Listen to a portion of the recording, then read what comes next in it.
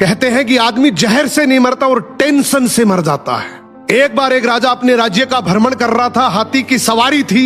हाथी ताकत के नशे में चूर था। हाथी ने ध्यान नहीं दिया और उसकी सूंड से एक मस्त मोला फकीर का कटोरा गिर गया। फकीर को बड़ा गुस्सा आया। उसने कहा, रुक मैं बताता हूं, और हाथी का पूंछ पकड़ लिया।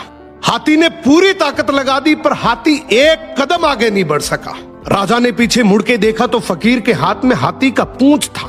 राजा को बड़ा अचंभा हुआ कि एक फकीर में इतनी ताकत। राजा फकीर के पास गया और बोला, आपकी जगह फुटपाथ पे नहीं, आपकी जगह तो राज दरबार में होनी चाहिए। आप इतने ताकतवर हैं, आप हमारे साथ चलिए। आपको कुछ नहीं करना, केवल राज दरबार के राज मंदिर में एक दीपक जलाना है, सुबह 4 बजे उठना है और आरती करनी है। फकीर ने कहा, ठीक है, अच्छा खाने पीने को मिलेगा। थोड़े दिन बीते कि एक दूसरे राज्य का राजा से मिलने आया। राजा ने रौब जमाने के लिए बातों ही बातों में बोल दिया कि हमारे राज्य की सेना और प्रजा की तो बहुत दूर की बात है। हमारे राज्य के तो फकीर भी इतने ताकतवर हैं कि एक बार तो हाथी को भी पकड़ ले तो हाथी भी एक कदम नहीं बढ़ सकता। दूसरे राज्य के राजा ने बोला, भी हमें तो दिखाओ तब माने। राजा ने फकीर को बुलाया और कहा, नाक का सवाल है, ध्यान रखना। फकीर ने कहा, ठीक है, हाथी को बुलाओ। फकीर ने हाथी का पूंछ पकड़ा मगर इस बार पासा पलट चुका था। हाथी फकीर को घसीटते हुए ले गया।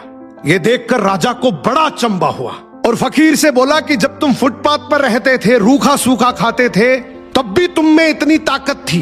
अब तो तुम राज दरबार में रहते हो, 56 प्रकार के भोजन करते हो, फिर ताकत कहां गई? फकीर जोर से हंसा और बोला, राजा जी, ताकत को टेंशन खा गई। पहले मेरे कोई टेंशन नहीं थी, कब उठना है, कब जागना है, कब सोना है। अब रात को सोता हूं तो टेंशन लेकर सोता हूं कि सुबह 4 बजे उठना है, दीपक जलाना है, आरती करनी है। टेंशन मेरी ताकत को खा गई।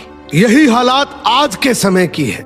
हम सोते हैं तो हर दिन हजारों टेंशन लेकर सोते हैं जो हजारों बीमारियों को न्योता देती है, जबकि हमें पता है कि टेंशन करने से कुछ नहीं होगा। वही होगा जो भगवान को मंजूर है। फिर टेंशन करने का क्या फायदा?